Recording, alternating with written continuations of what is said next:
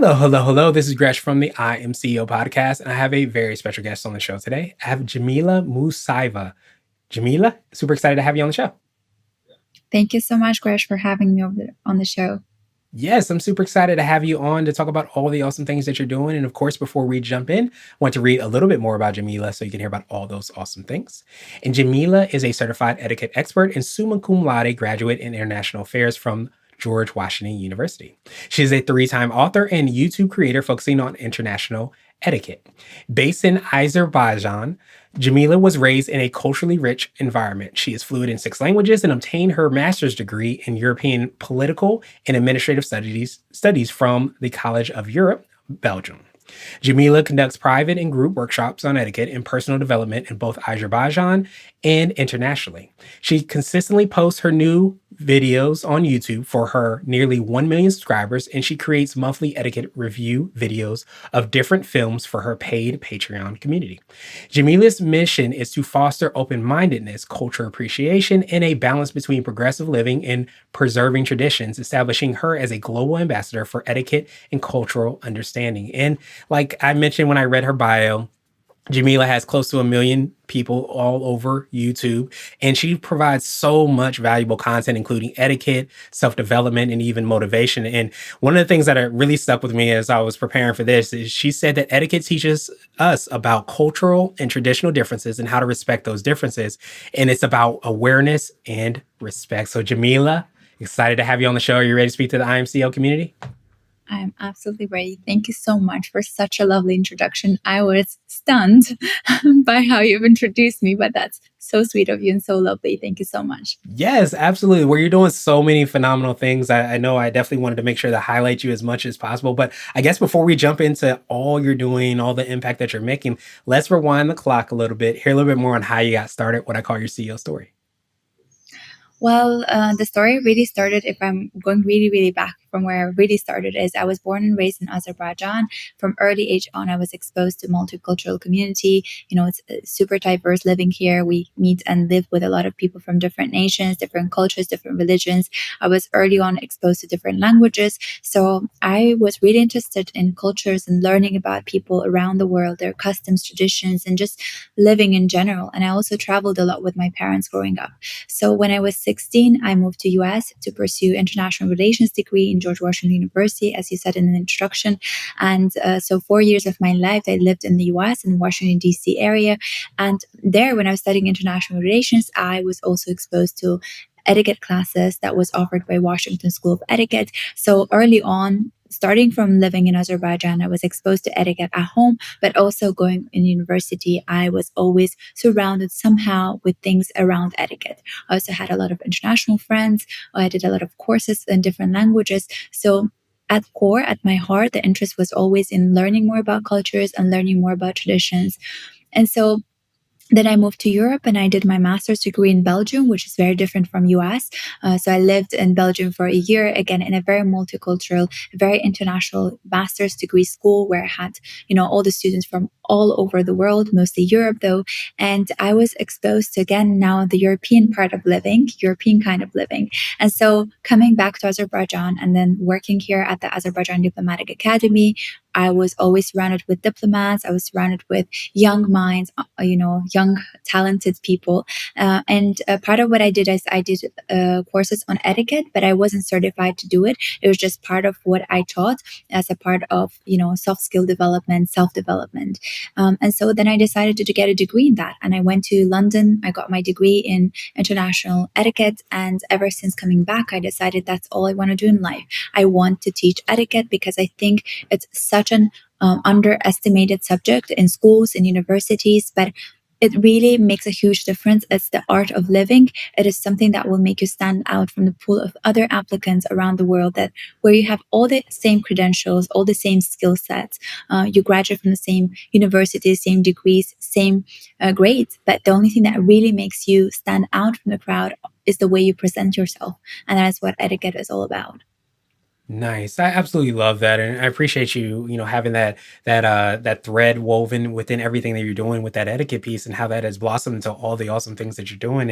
And as much as I love, obviously, the work that you do, I love the awareness and appreciation you have of all the cultures, and understanding like how that equates to how you're presenting yourself, how you have respect for other cultures and those things. And I think more than anything else, we realize that we are a lot more alike than it may seem, but we still want to have that respect, understanding, just as we would want to have it done for ourselves and our culture as well.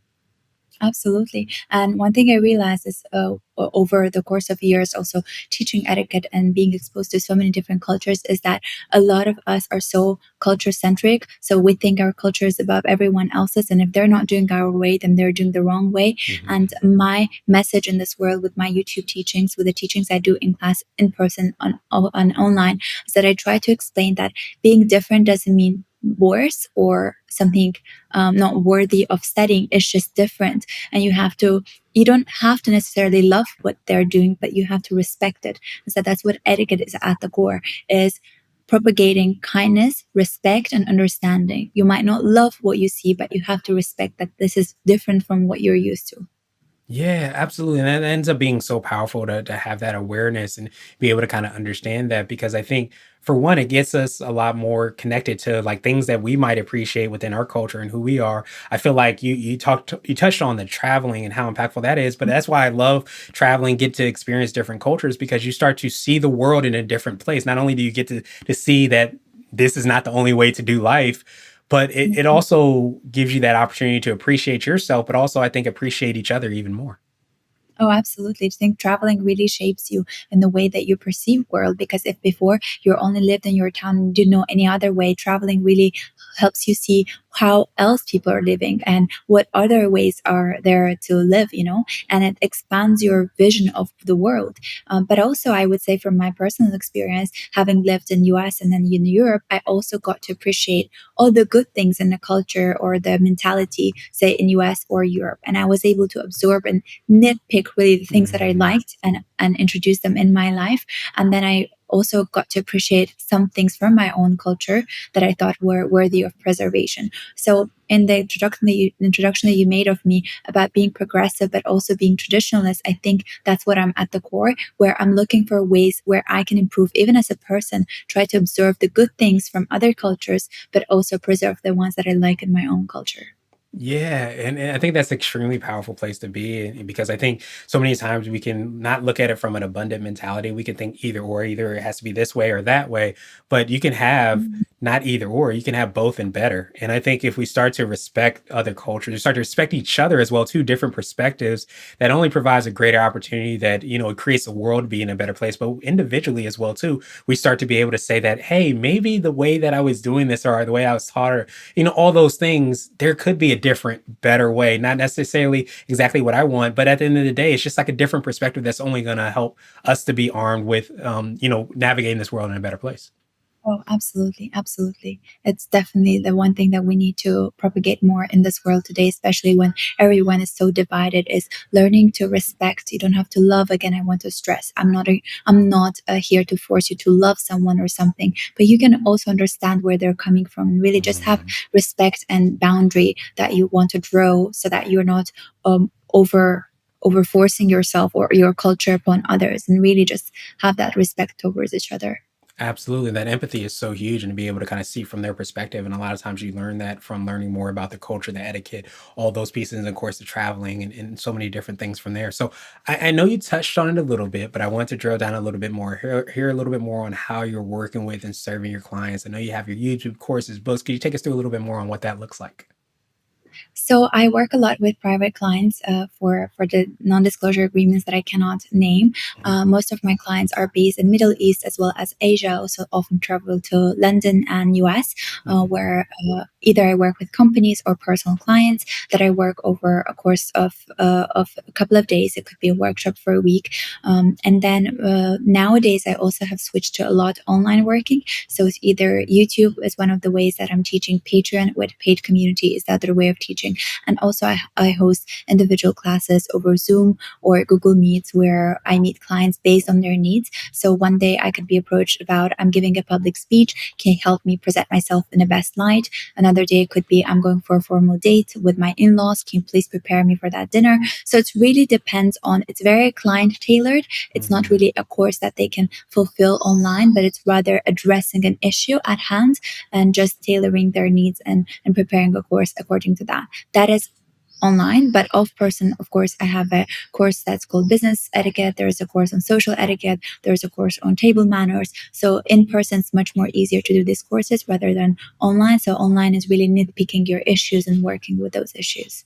Nice. It kind of sounds like you meet people where they are and to be able to kind of help solve, whatever potential issues, probably even provide greater awareness on what could happen and what you need to kind of be aware of, which is it was huge. And I really think that especially I don't know if you've experienced this or heard this from clients where it seems like the world is quote unquote getting smaller in the sense that we're so interconnected that it becomes, like you said, a really great and really advantageous for businesses, for individuals, and everyone in between and all around to have that awareness because there are so many different cultures that are intertwined in the world and decisions that we make, the industries, and so on and so forth. That the more that we know, the more that we're aware, the more that we have that respect and understanding, is just going to give us a better awareness on the solutions that we're trying to provide.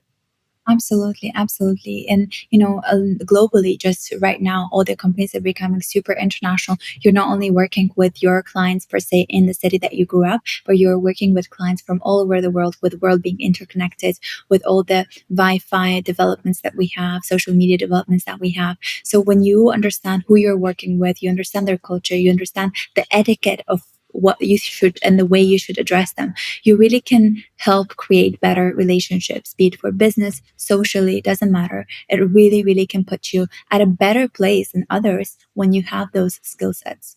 Yeah, and And that's then, why yeah, and that's why I love that how you tied it into like, sometimes we don't realize that etiquette piece is a part of how we're presenting ourselves, how we're showing up, the things that we're doing. But I think it's just really thinking a little bit more from the perspective of like who we're trying to connect with, serve, have a conversation with, present, whatever that might be, and that interaction might look like. At the end of the day, the more we learn, the more we're aware, the more we can be able to, be impactful and to be there for them and help support them.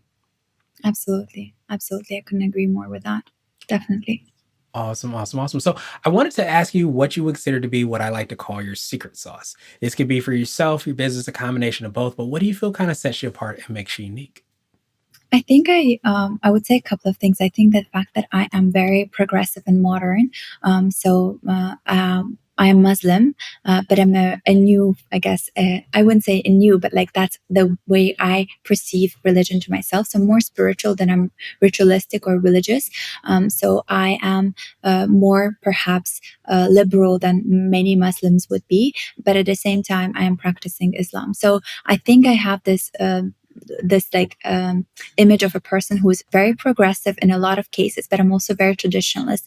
And I think it confuses people because when they meet me and see me in person and then they get to know me, it's usually a clash of image versus the inner world. Mhm. And I'm trying to show the world that you don't have to be either or, as we mentioned before, you can be both. Why can't you also be traditionalist and a lot of things, hold up certain values in your life, but still be modern in the way you dress, in the way you live your life, in the way that you want a career growth, you want, personal freedom, you want expression, but at the same time, you value certain things like family, parents, hierarchy in the family, in terms of like respect to elders, and so on and so forth. These are things that are entrenched in me through my culture. I wouldn't say it's a religion, but it's the culture that I was brought up with, and I love those aspects. And at the same time, I think I'm just trying to shatter a lot of stereotypes when it comes to etiquette experts. There's a certain image of how it should look like, and a lot of them just imagine women in pearls, very strict. There are only certain rules, like there are laws. But for me, I'm all for kindness, respect, humanity. Certain rules are there to know, and you can play by them. But there are sometimes when you can break those rules. But the only way to break rules is when you actually know the rules. Yeah. So I really want to bring this softness to etiquette and make people realize that etiquette is not just about how you sit and how you talk and how you, but it's more than that. It is loving, respecting cultures. It is understanding traditions and customs of other people. It is learning how to behave at an international, intercultural events or places. So it's really about building that kindness from within that comes through knowledge of things. So that Yeah. would be my also. I love that, and I love how that is very much embedded in your journey and you being able to experience and have those different cultures, the traveling, all those things, and the word that kind of really stuck with me was the word shatter, and I think you said so well that often in order to kind of improve, sometimes you do have to recreate some of those things. Sometimes that does require the quote unquote shattering, and that's even sometimes our perspectives of what we think that it is. So I love that you're creating a new reality because I think we can sometimes hear words, think of cultures, and get so stuck in our head about this is what it is. But I think by you, of course, giving people more awareness, but also you living your life and being who you are, it provides a different perspective to make us, I think, rethink. But at the end of the day, I think it helps us to be armed with it doesn't have to be pigeonholed or in this box. There can be other opportunities, and it can be like even that appetite to start to learn to understand the true meaning and the reason behind etiquette at a greater level. Absolutely. I think a majority of younger generation was so against etiquette or so not interested in it. It kind of, they would be like, okay, me and etiquette are different things, is because they thought Mm, etiquette is being not yourself, is really being a stuck up, having this certain image. So a lot of people could not relate to that. And I understand it. I would search up etiquette classes online or videos, and I wouldn't relate to the presenter in the way that the information was presented. Not necessarily in the way they looked, but in the way they talked about etiquette. So it really put a huge building block of a wall between me and the person sharing this knowledge. What I wanted to do with my teachings is draw the younger generation, show them etiquette is not about being a stuffy person that only acts robotic. It's really about knowing to work on your skill sets, knowing to develop yourself as a person, being, understanding of others and things like that. So I think nowadays with my audience growing on YouTube, most of the comments that I get is that I can relate to you. You are relatable, and that's why I'm interested in etiquette. So it's coming from the way I'm presenting that makes them feel like, okay, I'm ready to soak in, I'm ready to learn this. And that's important for me. yeah, it's huge, and I often say like as important as it is to, of course, know what you do is probably even more important to know why you do it, and that human part that you really resonated the love, the kindness, the respect of others as human beings is something that I can hear and I see in everything that you're doing. And I think as we like as I touched on, like so many times we can be things can be so divisive, the world can be divisive, but we sometimes don't have that awareness and reality that we're a lot more alike than sometimes we see if we understand that human part and how we both want what we're trying to share out. And if we can understand that, respect those cultures, those traditions, all those things, then that's only going to bring us better, closer together, and make the world a better place. Absolutely. Absolutely. Awesome, awesome, awesome. So I wanted to switch gears a little bit and I want to ask you for what I call a CEO hack. So this could be like an app, a book, or even a habit that you have, but what's something that makes you more effective and efficient? Oh, absolutely. I think it's time management is the way I get things scheduled. I'm a mother of two. I have a 9-year old and a 6-year old. They're still very young to manage their own schedules. So I'm also responsible for their schedules as well. I don't have a personal assistant that would take over my personal schedule. So I schedule my own things. I have people that work with me that help me get like collaborations and things like that. But I'm in charge of managing my own day to day schedule. So I think that the most important hack that I've learned, and that's very true, is your task or your work extends the amount of time that you allocate for it. So if you Mm, tell yourself I have only an hour to work out, you will have that hour to work out. If you just write work out, you might take 2 3 hours to work out. Or the same goes like meet friend for coffee. If you allocate immense amount of time, it's going to stretch out for that amount of Mm. time. So in order to be efficient, I just schedule things in and I write, for example, workout an hour, call this much. And so then when I go through the list, I've completed everything and managed to get everything done. And it's not really about the intensity of what I do in terms of workout or writing, but it's about consistency. So even if I can't write, I don't know, 30 pages a day, I make sure that I write a paragraph or two every day. So that skill gets polished every single day. Same goes with workouts, same goes with, polishing my language skills and anything that I do. So for me, it's all about regularity, consistency over intensity, and making things um, scheduled and allocating time for those. I think that's second.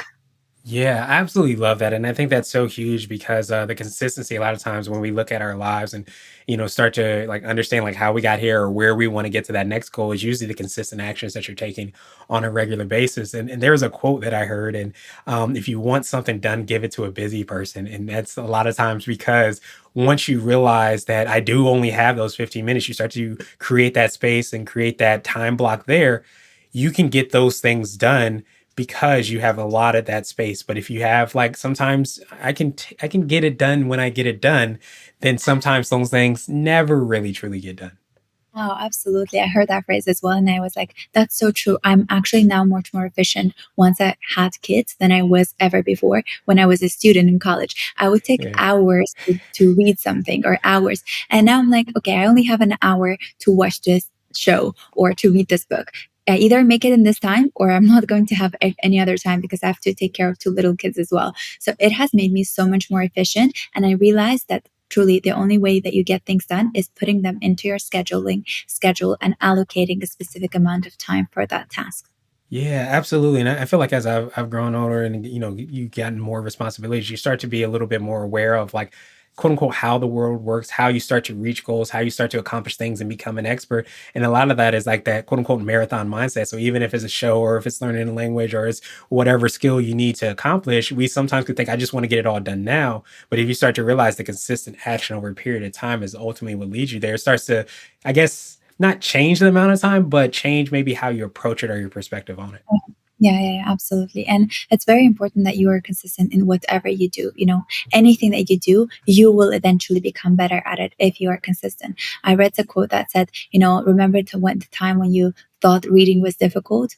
And it's like the time when you would take time to read syllable by syllable and now you're so fluent. Yeah. Anything is like that. Whatever you do, anything that anyone is good at, so one day they were amateurs at that, they were just Mm. beginners at that. So if you really understand that even the best surfer out in the world, they were starting at some point. When you realize that, you think about it, okay, I can give myself time, and as long as I'm consistent, I'll get there. Yeah, that ends up being so huge, and I think that's such a, I guess, a misconception that we can have about like what leads to success and how that happens. That we think a lot of times people are born with it, and it just comes at a snap of a finger. But no, it's usually that consistent work that's being done. But I really love that you hone on that part. That there's a quote or there's a saying that I always even remind myself, especially around failure and what that looks like, is that no one tells a baby when it's trying to learn to walk to stay down when it falls and says, "Hey, you're not good at walking. This is not your thing. Just crawl for the rest of your life." We don't have that same approach to a baby. We shouldn't have that approach to things that we're starting to learn, that we're starting to, just start to say a syllable or just starting to get on the board, whatever that is. We forget and don't acknowledge the part of the journey where it is that beginning place. Absolutely. We so quickly forget everything. But having kids and really watching a humankind learn things really puts things into perspective, or at least it has made me realize a lot of things about myself because I see them go through stages that I remember myself at. It's Yeah. really, really refreshing.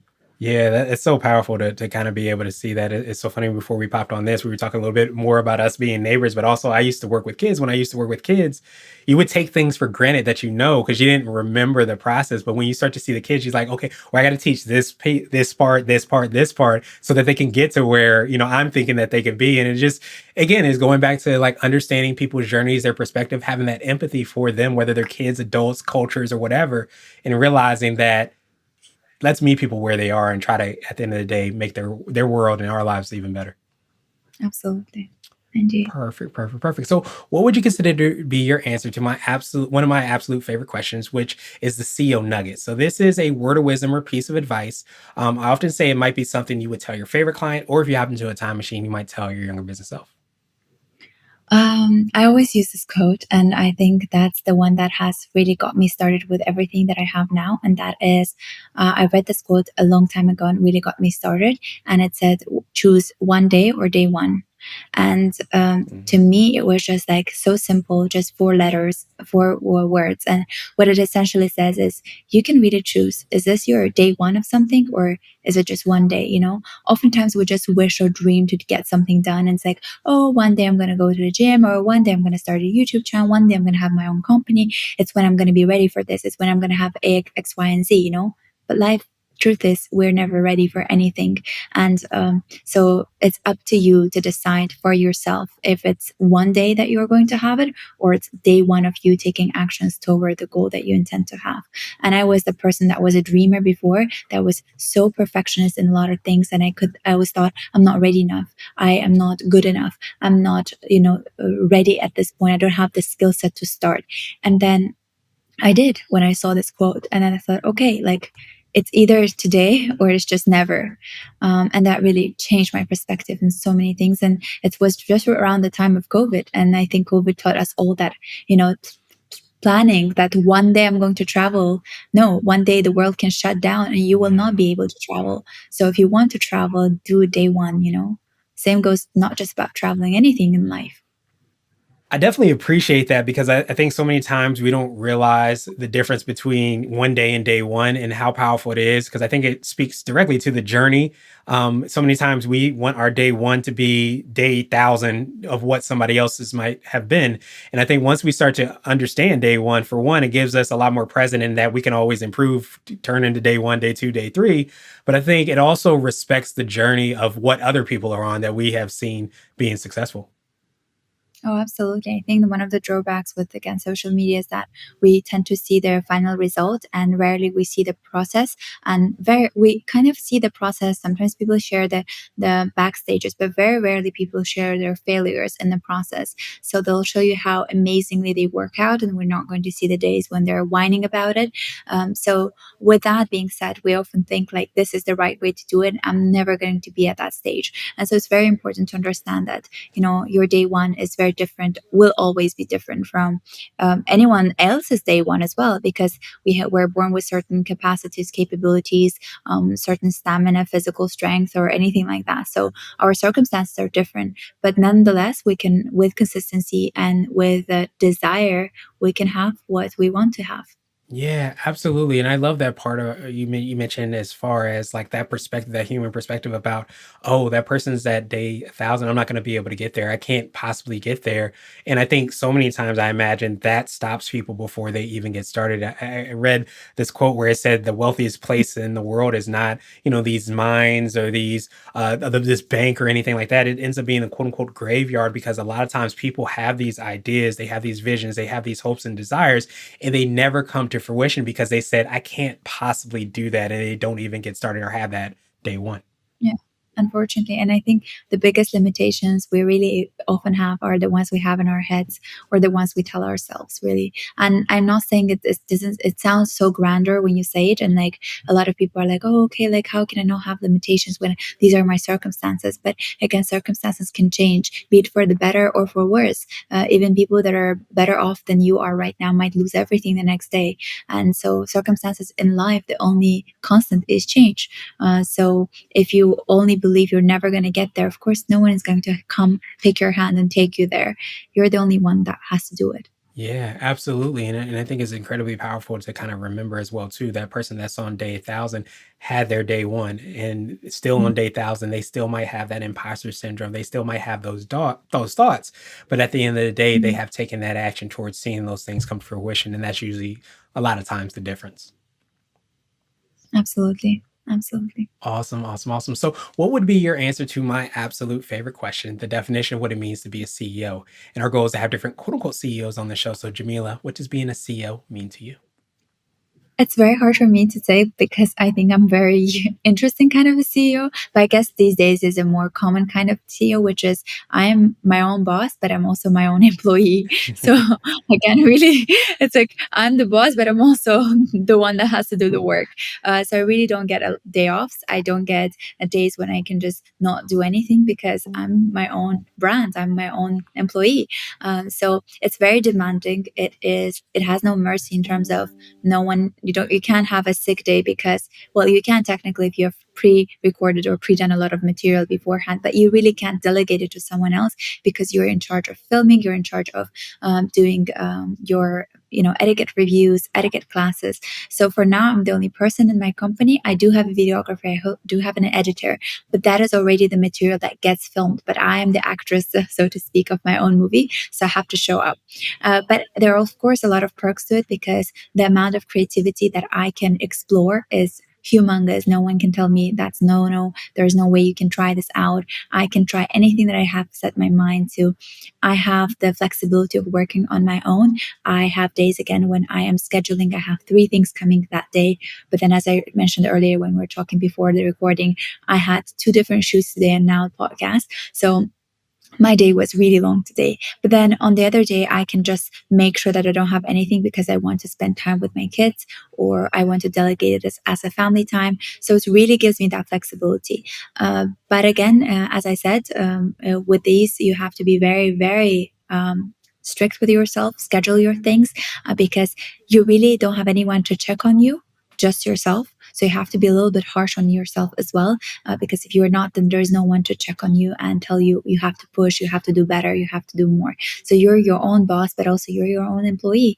And I guess my CEO is also my CEO role has so many different responsibilities that it comes from doing descriptions in my YouTube tags to envisioning what my next 2, 3 months will look like. And I love it because I think it gives me perspective of all different things that I could be doing. And also, I realize that maybe one day when my company grows to become a bigger one, I will know every single duty that anyone is doing because once I used to do that. So it really gives me a better idea of how the job looks like and what the requirements are, and also what kind of demands I can make on them.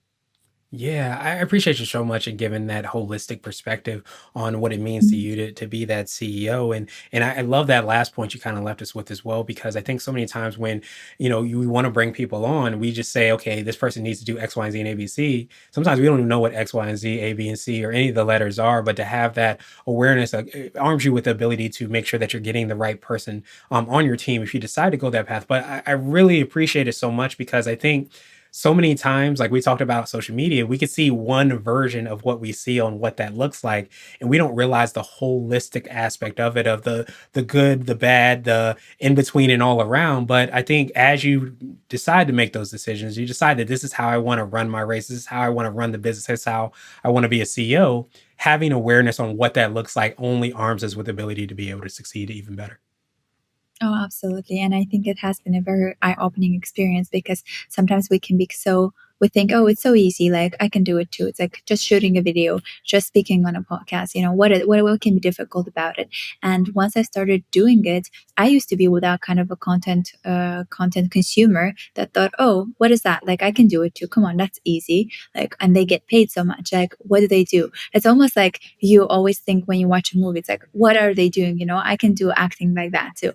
But then when you put yourself in their shoes, and again, this goes back to etiquette, when you start to understand the culture not through your own cultural perspective, but you put yourself in their shoes and watch what they're doing through their prism of the world and vision of the world based on their religious, cultural influence, traditional influence, you start understanding people more. And the same goes with content creation. Once I started content creating, whenever I see a video, I can exactly see what they were doing there, how many shots they were taking there, how many angles were being shot, how many times they probably restarted because from the ways that the video was split. I see the amount of effort that goes into it, and have become so much more appreciative of what people do in terms of creativity, like podcasts, interviews, YouTube, whatever it is, social media in general. And I realized that there's so much more work that happens behind the curtains that you don't get to see as a viewer. Yeah, absolutely. And everybody has those, or they could have those 10,000 hours that they put in, but we don't always see the 10,000 hours of work that they've been put in. But I love how that is basically exactly parallel to what we've been talking about, where we start to realize that as people have gone on journeys and they're doing these things, it's not that it's easy because it's easy because they put in their 10,000 hours. They've done all the work to make it look easy, but in reality, Yeah, they've just been an expert at everything that they've been able to do. So truly exactly. appreciate that definition. And of course, I appreciate your time even more.